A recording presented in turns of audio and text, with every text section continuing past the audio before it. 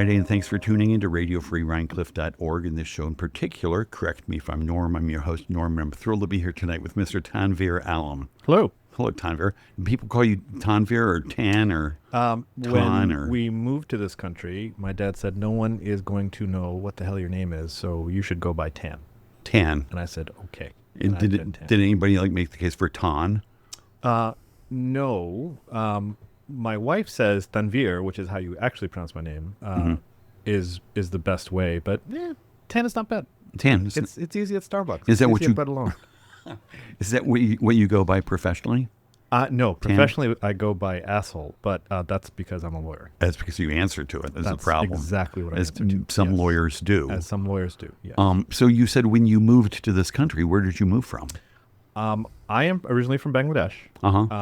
And my parents and I emigrated to the Boston area when I was 5 years old in 1980. Siblings? No, I'm the only child, and as my friends will tell you, it shows. So, under President Reagan's immigration policies, you could actually sponsor people to come over. And so my uncle, who had left Bangladesh, went to Scotland and then moved to the Boston area, brought over me, my mom, my dad, my uncles and aunts, a couple of them, and my cousins and my grandparents. So wow. Yeah, it was 11 of us living in a small apartment in Cambridge. And then eventually we moved, and I was in a 2-bedroom apartment with my parents, my uncle and my aunt, and my other cousin. Wow. Yeah. And so at what point did you first live in an apartment where it was just you? That was after I graduated in college. Right, even dorms, you had roommates? Dorms, I had roommates, yep. Well, no, I was an RA, so excuse me. I was a resident assistant. Advisor? Advisor would be really a stretch. But yes, I was a resident advisor. They called me when somebody OD'd on coke or heroin, whatever was the... Oh, God, that sounds horrible. It was. It really is. And this was where? This was at Tufts, which is in Medford, Mass. A school I did not want to go to at all, but a school that really changed my life. And are you from Medford, Mass? No. So it's a little nutty. So when I first started, I was in Cambridge. And if you know anything about Massachusetts, Massachusetts is a fairly liberal state, very progressive state. Right. Cambridge is like the Berkeley of Massachusetts. It's incredibly progressive. It's incredibly liberal. It's incredibly diverse. You have Harvard. You have MIT. You have the professors who are there. You have all these families that live there. So I grew up in that system. And it was a great system to grow up in. Sounds dreamy. It was dreamy. You had the creativity to do whatever you wanted. And at the time, they decided to pull all the kids out of the 5 or 6 elementary schools who had tested into gifted and talented and put them all into one school. So, and did you feel bad to say goodbye to all your friends as they went to the gifted and talented thing? Yeah, no. Unfortunately, I got put into gifted and talented. And it was called the Intensive Studies Program. And so I was brought into this new school as a 6th grader with a bunch of these kids, including Casey Affleck, who was a classmate of mine, and apparently his brother Ben Affleck was some sort of hotshot actor and did some whale movie. I don't know. But we were all in this together. Incredibly bright, incredibly diverse set of kids. So that was Cambridge. Sounds amazing. It was. And then my parents fulfilled the American dream. They bought a house in Medford. And again, if you're from Massachusetts, it is not how you say the town's name. It's pronounced Medford. Medford, yes. So I walked into Medford High not knowing a single person in that school. It was... At 9th grade, so like 9th 14 or something? Correct. So I'm walking in, I don't know anybody, and Medford is about as different from Cambridge as you could possibly imagine. Oh, really? Medford is your typical, standard Massachusetts working class town full of older Irish and Italian families that had emigrated, in the 60s and the 50s, even in the 20s. So I walked into Medford High, and the first kid that I kind of saw was really just completely, just confused. And he was like, "What the fuck part of Italy are you from?" And I was like, Bangladesh, which kind of confused him even more. Just north of Sicily. Yeah. So that was a big shocker. And that was, 2 very different school systems, 2 ways to grow up, and a completely different culture. so apart from like people like just poking you with a stick. Did people give you a hard time? Did they fight you? Did you steal your milk money or? No, they did not steal my milk money. I was, so I ran track and cross country all 4 years. What was your event? 800 meters. Okay. And I was constantly running on the streets of Medford. And I never got any crap from any of my teammates or anything like that. Occasionally, more than occasionally, I would have someone called me sand N-word. Oh, yeah. And I was completely confused by this because I wanted to stop them, be like, hey, your racism is cool, good for you, but your geography is off because I'm not from the Middle East. I am from the Indian subcontinent. It's y'all want to come up with some different slurs. But that was about it. And over the course of your life, have you heard better slurs for where you're from? I'm trying to think. I think from my own cousins, we've come up with slurs for each other, but other than that, no. Like because let's face it, like the Bangladeshis really don't matter, really. Really what? They don't matter. The Bangladeshis don't matter. You've got the Pakistanis on one side with nukes. You've got the Indians on the other side with nukes. Right. You've got the Bangladeshis in the middle. Right. One coordinate is off. Goodbye, Bangladesh. Right. But as I try to tell my wife, we are the hippies of the Indian subcontinent. We're not interested in power. We're not interested in money. We're interested in having a good time, which really is not so great for the country. It's not that good a time, actually. It's not that good a time. When's the last time you were there? I was there in 1992, okay. And I never want to go back. Not just to Bangladesh, but to India. There's just too many Indians there. And so in 92, yeah. you were what, 20-something? No, I was 13. 14? Oh, okay. 75? Do the math. Yeah. So no, anyway, you're 1990. Teenager-ish. 15. Okay. Yeah. And so I'm in Bangladesh. It's hot as hell. Right. It's a mess. You're driving and there's literally cows and shit in the street and scooters and all this. It's a chaotic mess. And I am this tender child from Massachusetts. I can see My that. God. Yeah. Raised in the American system. I want my supermarket with all the goodies. Right. I don't want this crowded people. Ew. So, and how old were you when you came from Bangladesh? I was 5. Okay. Yeah. So you'd had like 10 years or so to acclimate to this land of plenty. I had 10 years to acclimate. I had 10 years to learn the language, which I didn't know when I first came. So, that was good. And just getting through the system and learning everything. And I was very much an American.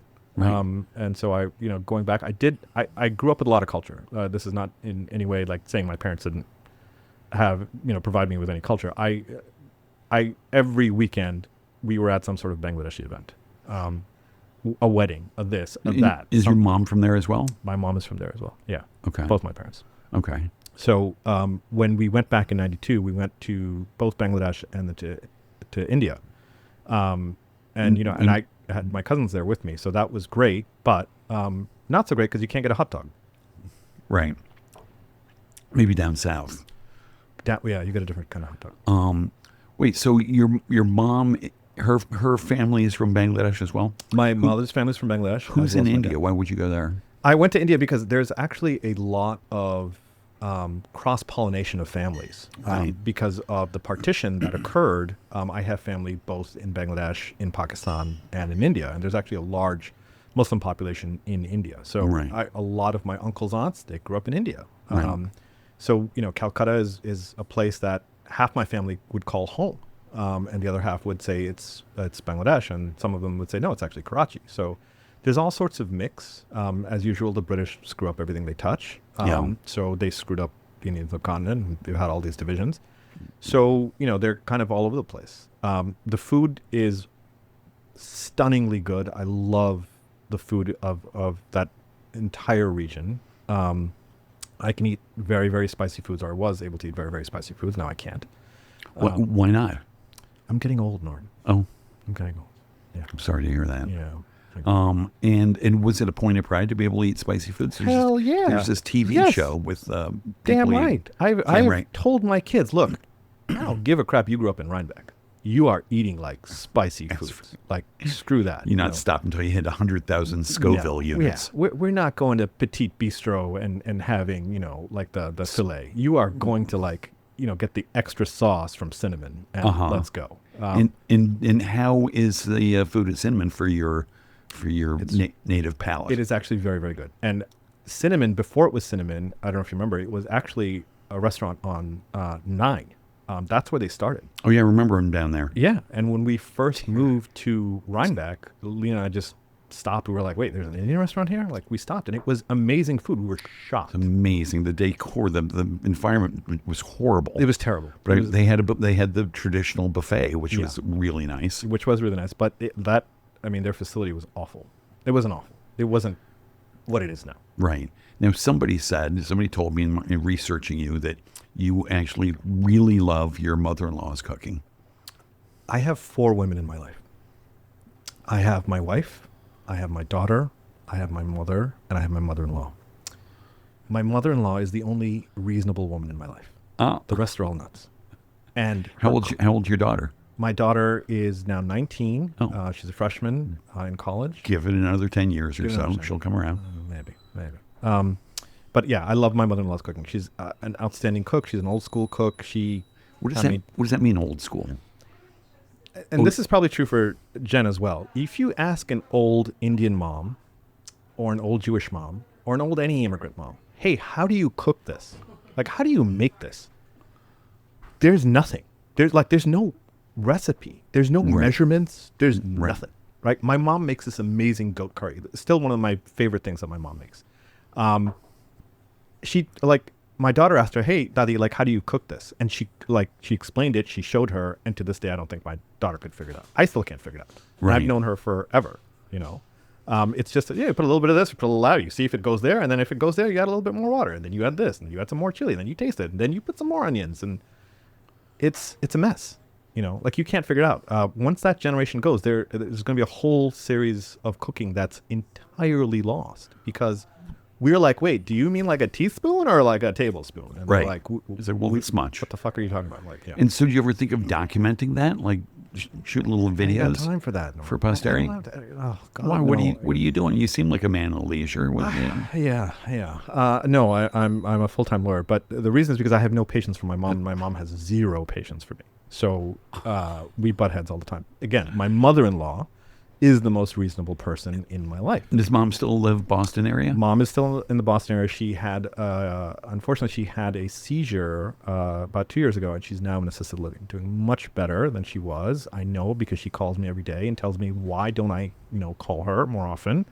Why don't I explain to her what I did today? What are my kids doing? Oh, my God. I have to then try and commit suicide, but my wife says that's wrong. So I now have to still talk to my mom. You have to still talk to your mom? Yeah, it was a lot better when she was in a coma. And Dad?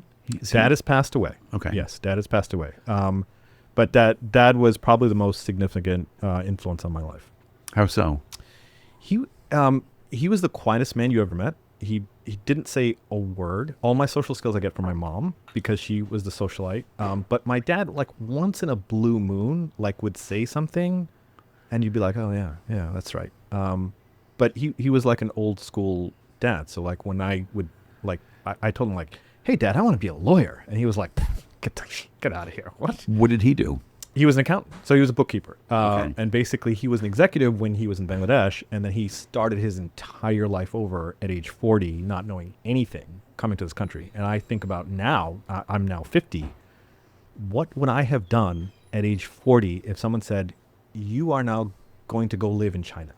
Right. Go figure this shit out. Right. That would have been crazy for me. So he was quiet. He had a huge influence on how I behaved, on doing the right thing, on, academic focus, things like that. But being the good Asian dad he was, he also would crush my dreams once in a while. He'd crush your dreams every now and then? Every now and then. Hey Dad, I want to be a lawyer. And he was like, absolutely not. Who's going to hire a Bangladeshi lawyer? Get out of here. Go be an engineer. Somebody will play it for you. Go be a what? Go be an engineer. Right. So. And did you take his advice and go try to be an engineer? Initially I did, yeah. So, again, I had no idea about colleges. My parents had no idea about colleges. I literally walked into the SAT because my friend Joe said, hey, you got to kind of take this test if you want to go to college. And then I picked out my colleges by simply going to the library, picking out a book, finding the cheapest state schools that had engineering programs. I remember that book. Yeah. I don't know what the hell it was. Was it Princeton Review? Something. I don't know. It had a whole thing. Yeah. So I went through there. I would circle the tuition. I would do this. And then, because I was a brilliant kid, I only applied to schools that had excellent men's basketball teams. Smart. Yes, which is Good how criteria. one picks colleges, right? Absolutely. So I was going to go to Georgia Tech. I had my heart set on Georgia Tech. It was a great engineering Rambling school. Wreck. I didn't know what the hell Georgia was, but the Rambling Wrecks from Georgia Tech Sounds sounded good to good. me. And they had a great basketball team. So I applied. I was all set to go, and then my mom said, "No, you, my dear boy, need to apply to Tufts." And I was like, "Oh, hell no." Which is like 2 blocks away or something? Tufts is 2 blocks away. It's literally a 5-minute drive. I am not going to Tufts. I don't care what you're saying. I'm not ever going to Tufts. I would advise against it. Exactly. But she said, go apply. So I applied. And by some miracle, I got in.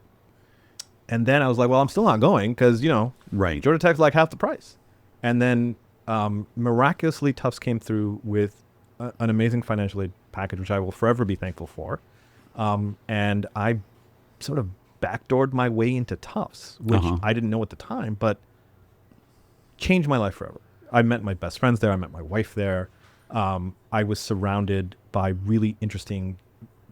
Tufts is a very international school. A lot of international kids. Just a lot of perspectives from, a kid who came from Bangladesh and then grew up basically as a townie in a small Bostonian town. Right. So it was a very cool experience. And are you still active with Tufts? Do you do alumni stuff? Do you donate? I donate. Annual fund, all that crap? I don't do alumni. I should do alumni interviews, but I don't.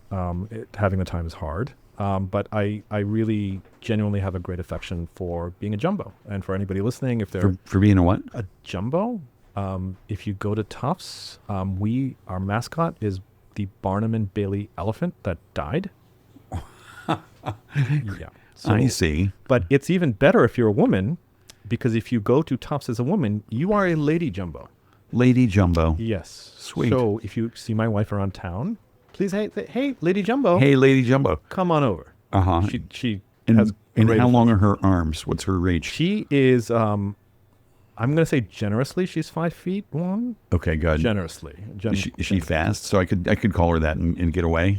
You could, but there are some repercussions. Right. She's an anesthesiologist, so she could stab you with something and you would be awake and you would be feeling things that you did not want to feel. So I would not. Oh, geez. I think I saw a movie like that. You probably did. Yeah, I did not watch that movie because I'm smart. Yeah. And so how did you all meet? You and the anesthesiologist? Me and the anesthesiologist met freshman year, and we ran in completely different circles. At Tufts. At Tufts. She was a very smart, very pretty, very focused pre-med student. And I was the opposite of everything you could want in a college student. So this was my first time really out. Really? No parent supervision. Because you'd been like a straight arrow in high school and really nose to the grindstone and all that shit. You got to college, you're like... I mean, I wouldn't say nose to the grindstone, but kind of half-ass nose to the grindstone. Yeah.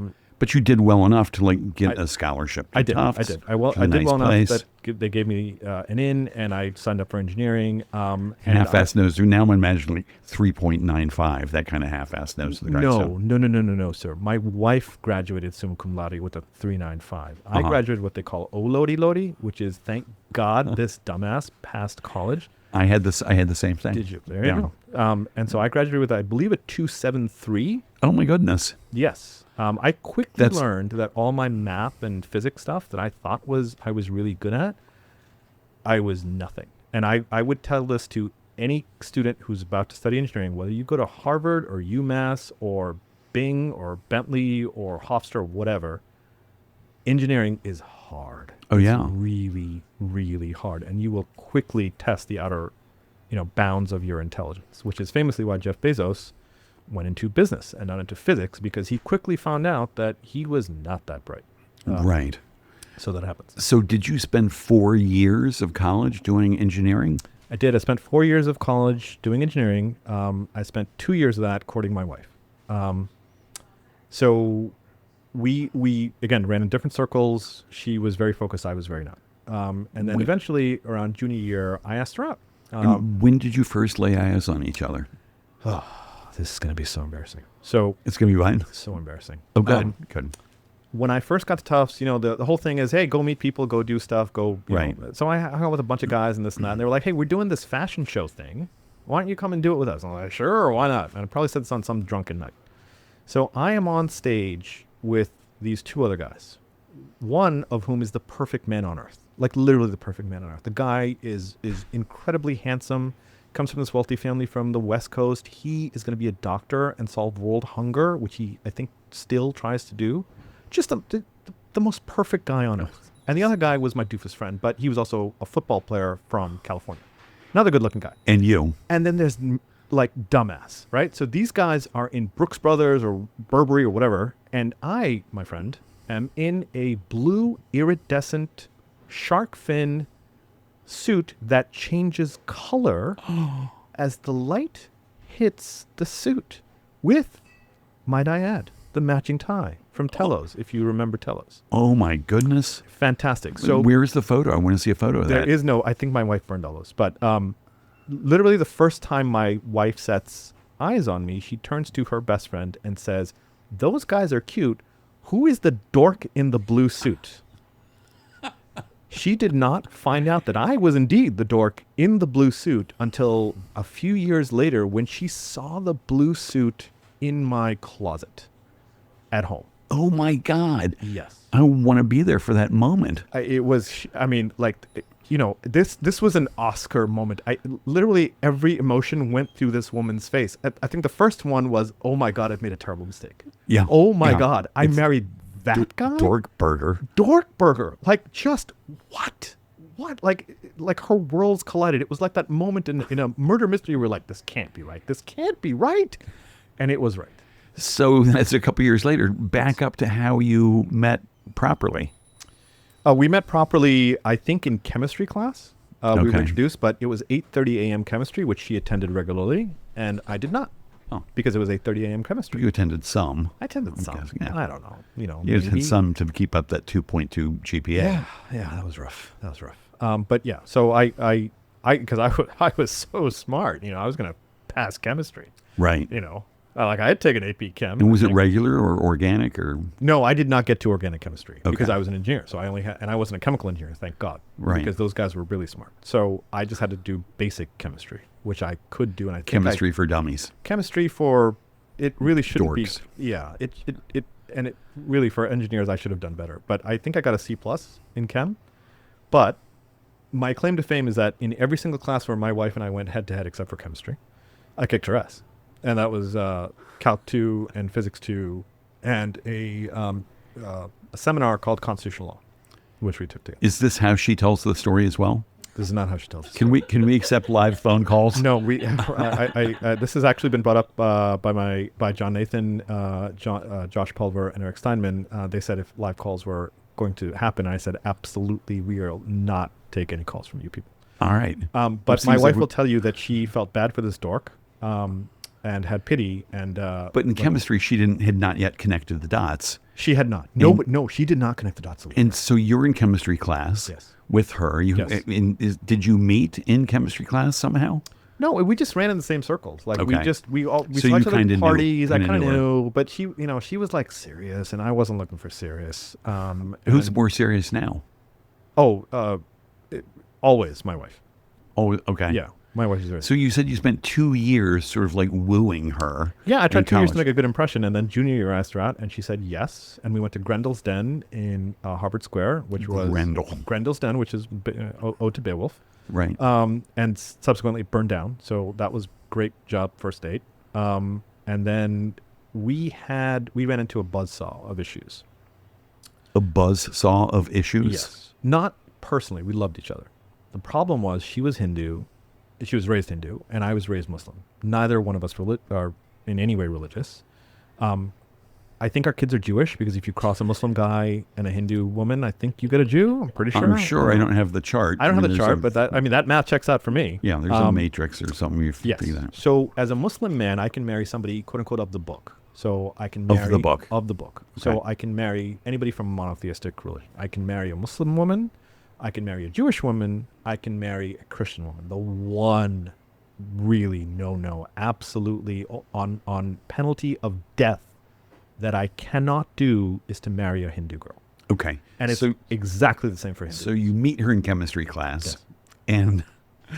and you come to understand that she's Hindu. Yes, I knew from her last name that she was Hindu. Then what's your last name? My last name is Alam. Her last name is Patel. Okay. Yeah. Patel. Yeah, as in Cash Patel. You know that guy? Yeah, sure. So that's a typically Hindu surname. That's a very Hindu surname. Correct. Okay. And you knew and you didn't care because... I didn't care because she was cute. Yeah. She was cute. And you weren't thinking about getting married. She was cute, smart, and she was pre-med, and she, again, 18-year-old, 19-year-old, 20-year-old brain. Like, girl's cute. Yeah. That's all I cared. You're just thinking about getting a kiss. I was just thinking about getting anything. Like, just literally, it's... And I have dated a lot of floozies in college. Oh, yeah? How many? I think... Can you name... Well, put it this way. I have a very good friend, my best friend from Tufts. And the last girl that I dated before I dated Lena, he was like, let's meet the girl, whatever. And I introduced her, and she was Venezuelan. She was wonderful and all that. She was slightly ditzy, put it this way. And my best friend turned to me at the party where we met her and whispered in my ear, "You got to lose that girl." I was like, "Okay, you're right," because she did not have a brain. So I lost the girl, and then I decided to ask out my wife. Delicately. Okay. And so where did you take her on the first date? Again, Grendel's Den. Grendel's Burned down. Very bad. And then Bombay Club, which is also, I think, still in service in Harvard Square. And then at one point, my dumbass broke ass decided that I was going to waste all my money by taking her to Top of the Hub, which, if you haven't been in Boston, is a restaurant, I think, at the top of the John Hancock Tower. Like white tablecloth kind of place. The whole thing. And I do not know, like, in pardon my French here, but in the words of the Netflix character, I don't know shit about fuck. Or fuck about shit, whatever it is. That's a good line. That's a great line. Because, I have never, like, going to Red Lobster for me was like a big deal as a kid, right? So I don't know tablecloth service. I don't understand. Like, you take the tablecloth, you put it on your lap, and, you get your whatever, you get your cutlery, and, this is your salad knife. And by the way, when you go to a law firm, they teach you all these things. Did they? I had a few classes when I first got to my first law firm, which was an international law firm, and they teach you all this stuff. Even some in law school now, they teach you, because when you interview, you have to go through all this process. And then you take 2 classes that are mandatory by the firm. One was wine tasting. And so I remember having something called a Sangiovese, which I think is an Italian wine that's thick. I don't know why it's thick, but it's thick. And it tasted like motor oil to me. But apparently that's what a Sangiovese was, and this is when you eat it, this is when you don't drink it, blah, blah, blah. And then the other thing was you go to the Westchester Country Club and you take golf lessons. And so... Get the fuck out of here. No, sir. Wait, so this is the law firm. This is the law firm of Jones Day, which used to be called Jones Day Nights and Weekends. Jones Day what? Jones Day Nights and Weekends, because that's where you worked. So you got an offer from this place. They hired you. Yes. And then they put you through this sort of Miss Manners class. Correct. And I find this so crazy interesting. And you had to learn table manners and, to stand up when you're shaking somebody's hand or stuff like that. Some of that was from law school. Like you literally had people in the career services office teaching you how to do the stuff. Like, this is how you interview. You sit up straight. You put this. You don't. The soup knife goes here. This whole thing goes there. And there's a very famous story of a kid who was out on this interview. And he's interviewing with these partners. They're all sitting around some fancy, Jean-Georges or whatever. And the kid orders a soup. The female partner orders a salad with Roquefort dressing. And they come and they bring this bowl of stuff. And the kid starts taking a spoon, going into this bowl of stuff and putting it in his mouth and saying, "Oh, this soup is delicious." It was, in fact, her Roquefort dressing. Oh, geez. And the kid never got an offer. Right. So you had to be taught these things. So we were taught those things. And then we had to be taught golf, which I failed. How many days did you have to master golf?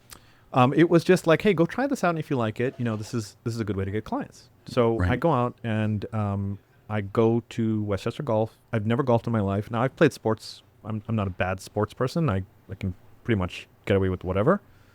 But golf, I played baseball, so I swung like a baseball kid. But this was golf, and they teach you how to do it. And they had, at the time, it was cutting edge, video analysis. So I go to the golf pro. I'm the last person in. And he goes, I got to tell you, in 25 years of doing this, this may be the worst swing I've ever seen in my life. Oh, geez. And then he breaks it down frame by frame by frame. The first 3 or 4 frames, great. You know, you're hitting the ball. And then somehow I come out like this. I'm twisted. The club is like behind my neck. It's like, how did you get from there to there? And I'm like, dude, I don't know. Yeah. I'm a Bangladeshi immigrant. What the fuck you want from me? Like, I don't, go ask Chad. He'll golf. So. And so that was it. That was the last time you played? That was, I think, the last time I played, yeah. And do you play tennis or? I don't. I run. I'm a runner, and I used to coach soccer. I occasionally played soccer, and I played a lot of basketball as a kid. Because if you grew up in Boston and you had the Celtics, you played basketball. So I played a lot of basketball. I'm the only kid from Massachusetts who's never played hockey in his life. I didn't love baseball, but I love my Patriots and my Celtics. Right. So you're still a fan. I'm still a fan. You didn't mention the Sox. I didn't mention the Sox because, apologies to all baseball fans, I find baseball to be abhorrently boring. Just a waste of time. Like, there's so much pause in baseball. People say all the time about baseball. It's boring as fuck. Like, it's right. boring. Like other times there's action. And, Michael DeCola will tell you that American football is stupid because you guys pause between breaks. Right. Whereas, football in every soccer, other country is constantly moving. So, right. Which is not the most sort of like scintillating spectator sport in the world either. No. Also no. Right. But so what would you do to make baseball more interesting? I mean, I can't do the bananas thing, whatever they do. Right? Oh, the Savannah Bananas. Yeah. Like, I've seen that. On, guys, like, that's not, what are you doing? Like, coordinated dances? This is sport. And like goofy plays and trick pitches. Yeah. And it's got to be like, baseball, it's got to be like 3 pitches. That's it. 3 pitches and you're out. Right. You got to take a swing. Right. It's like going for the girl. You got to take a swing. Yeah. You got to go for the girl. Huh. Maybe sometimes you land and sometimes you wear a blue suit. I don't know. Yeah. I don't know. So back to college, you went for the girl. You had a date. You went to, here and then there. What was it? The Bombay Club? Is that what you said? Bombay Club. I think it's still there. Great Indian restaurant. I was going to ask. Yeah. Huh. And so you're not thinking ahead about like getting married to this like cute Hindu chick. No.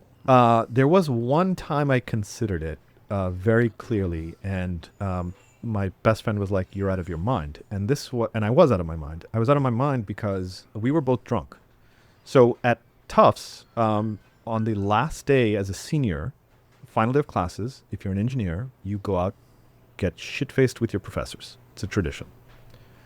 And of course, these are professors with families. So right, they're drinking at like 7. We're not used to drinking at 7. We're used to drinking at 11. But so we're sloshed by the time 9 p.m. comes around. Yeah. And my best friend turns to me and says, "You know what? We never got tattoos." And I was like, "Oh my God, you're so right. We never got tattoos." Yeah. And at that point, Massachusetts had blue laws. You could not get a tattoo in Massachusetts. You had to drive to New Hampshire. So we're like, "Hey, should we go to New Hampshire to get tattoos?" Yeah, that sounds like a great idea. Hey, why don't we stop at the liquor store first? Sure. Another brilliant idea. Absolutely. Let's get a couple of oldies, which for your younger listeners, they have no idea what that is. So we get two oldies, Old English 800s. 2 40s of oldies, thank you very much, and a bag of Doritos. We get in my best friend's crappy Honda, and we decide we are going to drive to New Hampshire to get tattoos. We get to New Hampshire. And when you leave Boston area, Yes. what are you thinking the tattoo is going to be? I don't know. See, I hadn't thought that far because I have a man brain. Yeah. So we and my brilliant brain comes into effect even more because once we cross New Hampshire, this is pre-internet, we have no idea where we're going or what we're doing. Right. So I see a sign for state police, and I say, "Hey, pull over. Let's go ask the state police." And he's like, "Yeah, that's like that." And you're we are sloshed. Okay, we have Doritos all over our face. In your shirts. And in our shirts, like, I don't and even know what we look like. We walk in, and to this day, my best friend will tell you that he still says that I walked in and said, "Ossifer, where is the nearest tattoo parlor?" And for whatever reason, the Stadies, and Stadies is what you would call them in Massachusetts, the Stadies in New Hampshire said, "Son, you want to take exit 1, you want to go 3 doors down to Mike's. Mike's the best tattoo guy." Yeah. Don't go to Joe's or Bill's. Don't go to Joe's or Bill's. You want to go to Mike's? And I'm like, we're like, yeah, makes sense. Okay, great. See, I told you that whole state thing. So we get to Mike's. Big sign on the door that says, if you're inebriated, we can't service you. We walk in with 2 oldies. We're almost done, and bag of Doritos. And Mike says, yeah, sure, sit down. What do you want? And which is a big 40-ounce bottle. It's a big 40-ounce bottle. You can't hide this thing, and it's got a distinctive label. And we were not gangsters. It's an ugly label. Yes. Yeah. So we walk in, and that's when I'm like, you know what? I think I'm going to marry this girl. I'm going to get Lena tattooed on my arm. Okay. Now, if this plan had actually gone through, I guarantee I would not be married to my wife. 100%. 100% she would have run the other way, or if she had seen the blue suit in my closet. So we go and we sit down, and my best friend is like, no, dude, listen, she's Hindu, you're Muslim, this shit is never going to work out. Like, this is not going to happen. So Mike's like, all right, the name's out. What else do you want? I'm like, oh, what do you got in the book, Mike? And so Mike is flipping through the book, and I'm like, Batman, Superman. I'm like, what, can you do 007? And he's like, what is that? I'm like, 007 thing, James Bond thing with the gun. Yeah, it's so cool. And he's like, well, I don't know. And again, pre-internet, you have no idea. So Mike sketches this out, and I'm like, yeah, shit, that sounds right. It's completely wrong, right? So the gun is on my arm. The gun is going the wrong way. I actually think I have a gang tattoo on my arm. Wait, so you have it? I have this tattoo. Oh, come on, take the shirt. Let's have ladies and a big round of applause. Let's get him to take his shirt off. I'm not taking my shirt off. The last time I did that was not helpful. So this is our producer. Oh my goodness! Yes, that is not the 007 copyrighted symbol, sir. That is going to get me killed by ICE. Yeah, or the Krebs. Or the Krebs, yes. Yeah. So then Mike starts on my arm. Which one of you guys want to go first? I'm like, all right, put the 007 on my arm. Okay. And as my wife, the doctor, would tell you, if you've had a shit ton of alcohol and you are cut in any way, your blood is so watered down, it's going to come flying out. And that's what it did. Mike literally put the needle to my arm, and it sprayed blood all over the floor. And my friend Suraj is like, dude, does it hurt? Is it bad? And I'm like, nah, it's fine. It's like a bee sting. Yeah. And again, I had a lot of alcohol and had an oldie for it. What's your friend's name? Suraj. And then, so thankfully, Suraj talked me out of getting Lena's name on my arm. And then this asshole goes on, and the guy's like, sir, what do you want for a tattoo? And he's like, my grandmother passed away this year, and her name was Devi, which... Name was what? Devi. D-E-V, which is, I think, queen in Hindi. So he gets fucking beautiful calligraphy on his arm that says Davy, and I have crack-ass 007 on my arm, okay?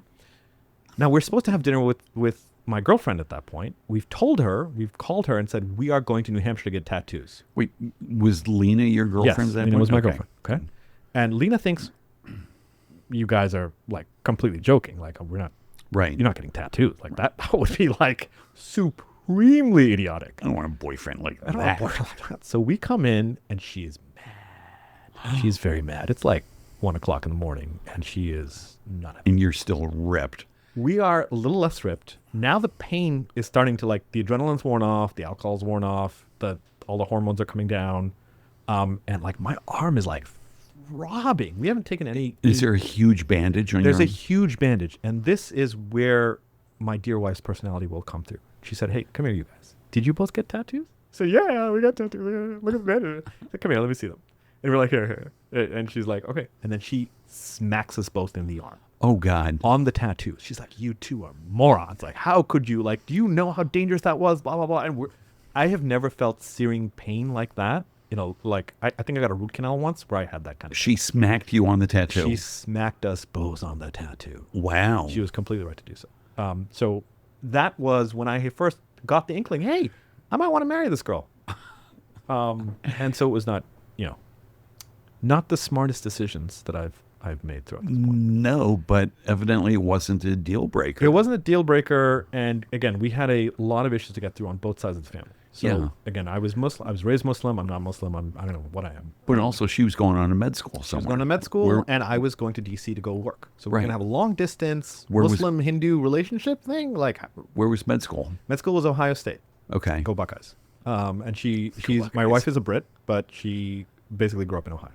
Okay. So she's going back to Ohio. I'm going to Washington, D.C. because by some miracle I have a job. And now I need to save money for 2 years to go to law school because I'm going to go against my dad's wishes and go to law school. Wait, so you finished college with a degree in engineering? Yes. By some miracle, you got a job? Yes. But you had decided at that point already that you wanted to go to law school? Yes.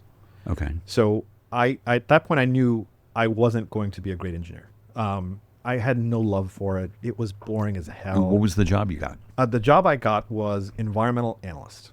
And so it was for a contractor that worked for the government. There was a ton of projects coming out of EPA. We were doing a lot of analysis, cleanup of sites, stuff like that. And my background was environmental and civil engineering. So as real engineers would say, I'm know rocks and I know water and I know how to mix rocks and water. And we are the lowest class of engineer. Right. So I did that. And I tried to save as much money as I could to go to law school because law school was going to be on me.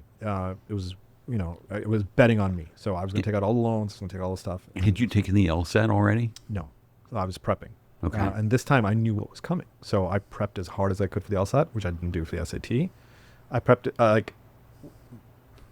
I have a strange personality, I would say, in that when I get into something and if I'm really interested in it, I will go full blown into it. So, silly example is when Mike DeColo was like, hey, we should go soccer. Like I read like 14 books on soccer. Because Right.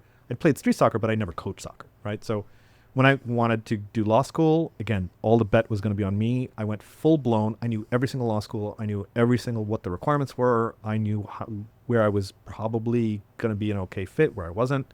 I did well in the LSAT, but my GPA was utter crap. Right. And so I went to American in DC. Georgetown was like, LOL. Come back when you're not a dumbass. And I did well at American. And but I was also, I had a huge advantage. And the huge advantage was that I'd been in the real world. I had an apartment. I had a car. I'd paid my bills. I had one lawn chair and I had a bed, a mattress, and I had a TV. That's how I lived for 2 years. So I knew what I was up for. I knew what I was, trying to do. Right. And I was utterly focused, whereas a lot of kids came out of undergrad Right. and they thought this was senior year. And it is Right. not senior year because, as any lawyer will tell you, the first year of law school is the year that matters. That's it. You don't get a second chance. Second year of law school is irrelevant. So is the third year. In fact, in my opinion, you shouldn't even have a third year of law school.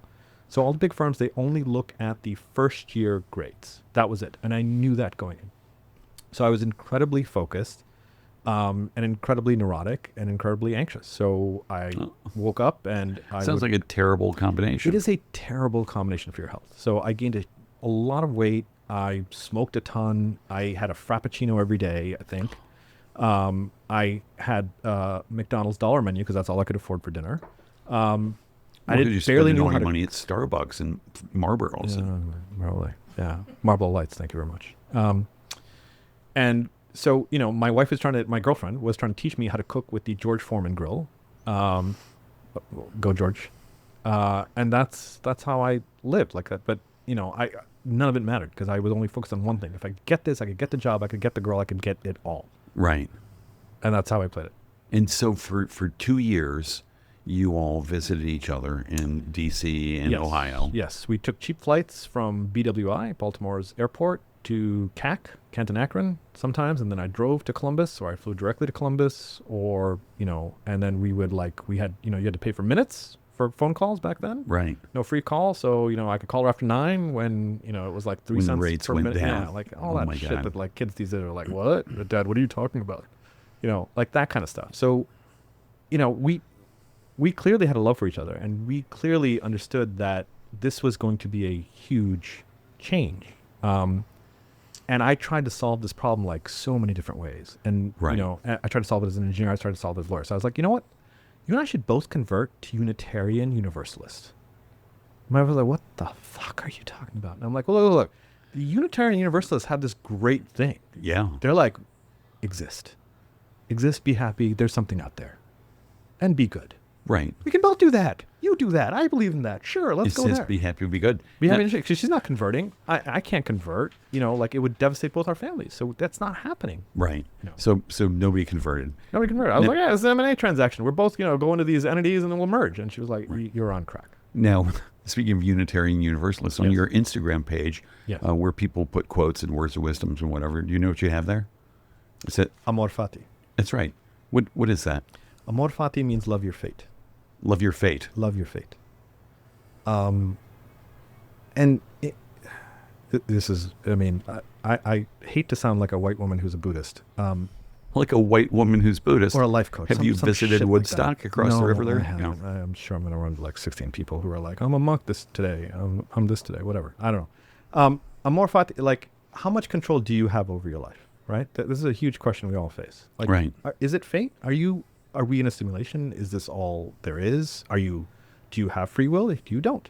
If you talk to physicists, they will tell you do not in fact have free will. In fact, you're an entire machine that's just going through whatever the probabilities in your head based on the chemicals that are in your head do and what the limited amount of mass is in the world. Right.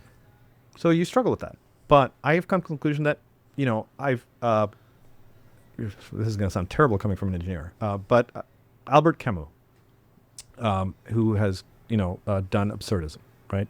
This is a philosophy that says, this is stupid. This whole thing is goddamn stupid. The universe is not telling you what the point is.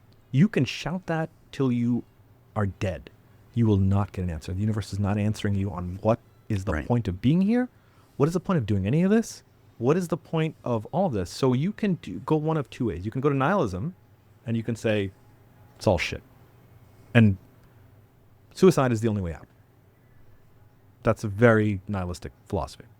Absurdism says, you know what? You're here and suicide is not the answer. The answer is you've got to do the best job and live as much as you can while you're on this planet for whatever long you're at. And after that, whatever it is, it is. There's probably not nothing. Would you say that's absurdism? That's called absurdism. Yeah. Never heard of it. I love this philosophy. I think, it speaks to me. So, you can ask for the answers. Why am I here? What is the point of this? Why do we exist? Why do we exist here? Why has no life form come and seen us if we have this giant universe that's expanding? Why has there been no contact? None. And I think that the answer is stop asking those questions, go live life. Right. And when did you come to this idea, Amor Fati? Amor Fati, it's been around. I'm clearly not the first guy. But when did it come into your consciousness? I would say maybe a few years ago. The beauty of getting older is you have this wonderful, expansive view that when you're younger you do not. Right. So it's just you've seen a lot. You tried to figure out what is like the point of this. Is it just my high school math teacher will tell you that the only point of life is to share the story of your love. That's it. That's all you can do is love and share that story and bring more love. And that's the end. Right. So you struggle with like, hey, what's going on here? And we had a traumatic event when my father-in-law passed away 6 months before our wedding. Just suddenly, Right. and from that, Lena and I always said, you got to plan for the future and do all that, but you got to live now. And so, we try to live as much as we can now, not going fully crazy, but we try to travel a lot. We try to see a lot. We try to show our kids that there's a much, much broader perspective than Ryan McNeil. Right. And, you got to enjoy the life because the key part here is my daughter's a huge Greek philosophy nerd. And she talks about Sisyphus rolling the... So does she think you've got free will? I don't know. I actually haven't asked her. I ask her more questions like, how do you eat? Did you put gas in the car? Right. Did you close the trunk? Stuff like that. And Camus' philosophy is, look, yeah, that may be true. Sisyphus could be rolling a rock up and down that hill. That's what you're doing in life, right? You're just carrying that rock up. But the myth never tells you whether he enjoys that or not. But the Camus telling ends does. with, yes, one must imagine Sisyphus to be a happy man. To be a happy man. And My daughter, again, will tell you the story of Arachne, which some people say, oh, well, she was cursed. She's now a spider. She could not she outwove Athena, and for that she was cursed to be a spider. And my daughter will say, well, the spider keeps on weaving and has completely... Sure. The spider Sisyphus. The spider's happy. Happy in its fate. She's happy in its fate. You know, you're a spider, but the spider's doing Arachne is doing what she loves, which is spinning webs to perfection. Because that's really what interests her and loves her, and that she's cursed, but Amor Fati. Well, the spinning webs to perfection part of it seems sort of added to the elemental part of that story. Yeah. Because, when you're seeking perfection, that's interesting for most people. And then all of a sudden this fate, whatever it is, imagining Sisyphus being like, how can I roll this better? How can I get it up there? Which makes it menial tasks interesting. Yeah. I think that's part of life, part of what you enjoy. I'm happiest when I'm planning a travel trip. But I guess my point that I make is that pursuit of perfection is slightly contrary to just accepting your fate. Correct. I'm not about perfection. I'm just accepting of my fate. Okay. I'm fairly sure there's nothing I can do perfectly. But you seem from everything I've read about you online that you work hard and you're successful in your work and you get promoted and stuff. And Sure. and that's probably not happening without you devoting yourself to really being good at your job. In a very weird way, I'm good at my job and I don't love my job. Right. Those are two very separate things. Sure. And maybe that's a little bit more of an immigrant mentality, which is that you do what you need to do to get ahead. Right.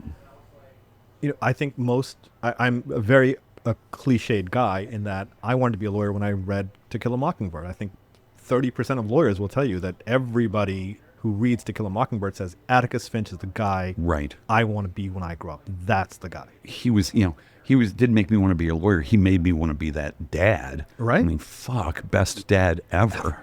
Ever. Just so amazing and wonderful. But the practice of law is really, really hard. And you are selling your time when you're in private practice. Right. So there's no upside. So it's literally you're trading your life hours for money. That's right. it. I work in-house, which is different. I get paid a salary. I don't get paid by the hour, right. which is what I wanted. Not in private practice. Not in private practice. So I'm very good at my job. I'll say that.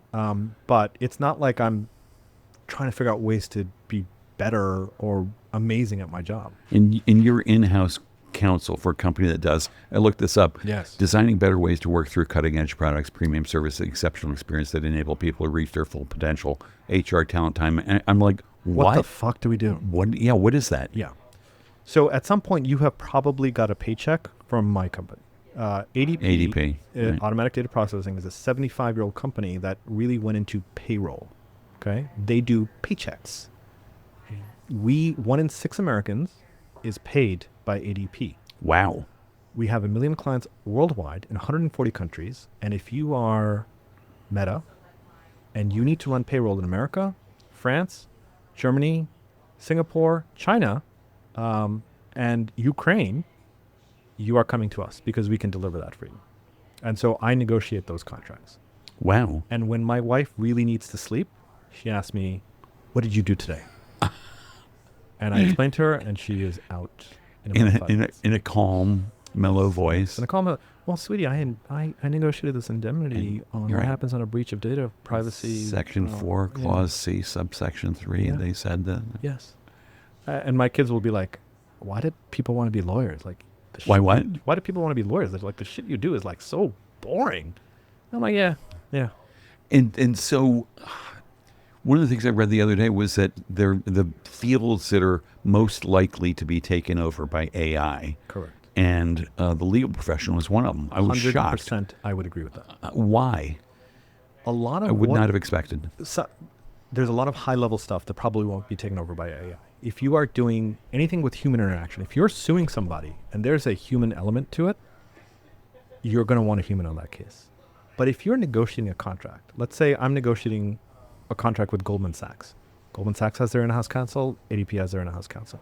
Goldman Sachs has certain things that they need and want and certain things that they'll give up. I have certain things that I need and want and certain things I'll give up. Each of us has what's called a playbook. guidebook, whatever.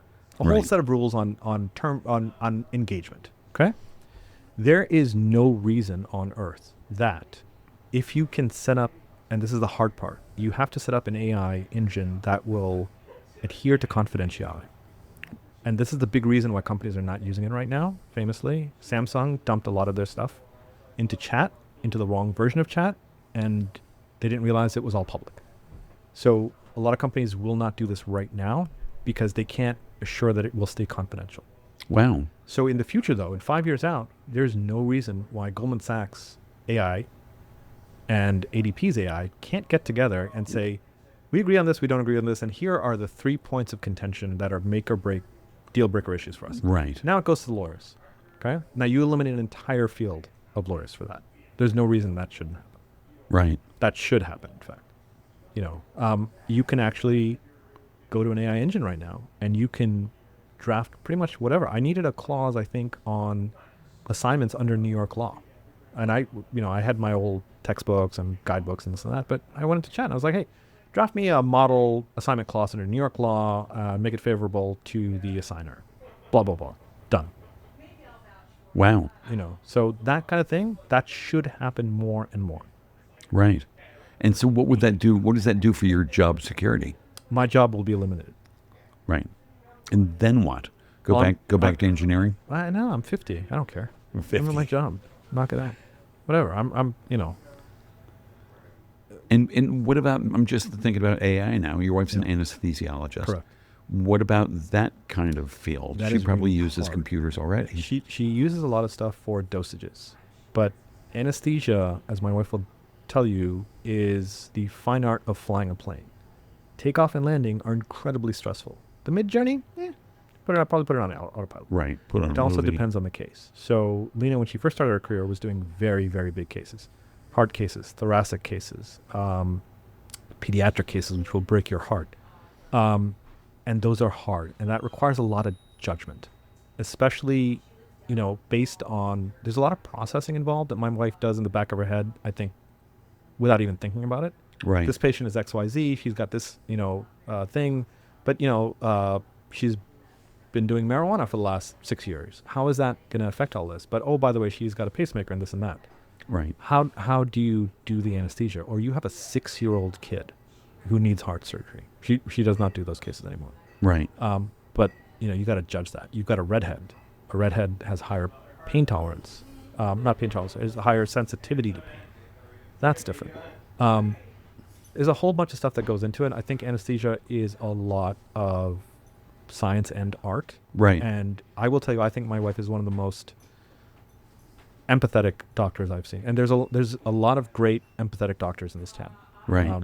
Andrew Stewart, who's a surgeon, he's a very empathetic guy who will do what's best for the patient, not what's best for the hospital or the practice. My wife very much practices like that as well. That's so sweet. So after all these years, Yeah. you still wooing your wife. I think at this point, I'm just trying to make sure she doesn't throw something at my head. Oh, good. Guess what? We're out of time. That's where we're going to end this interview. Making sure your wife doesn't throw something at your head. Oh, thank God. Thank you so much for coming in and talking with us, Tanvir Alam, and for bringing this lovely bourbon whiskey. I'm sorry I didn't get to ask you about the Jamie Raskin law story. I can add to that later. Apologies to producer extraordinaire Jen Hamoud for not getting that in. Everybody, thanks for tuning in. Have a great Friday and a fabulous weekend.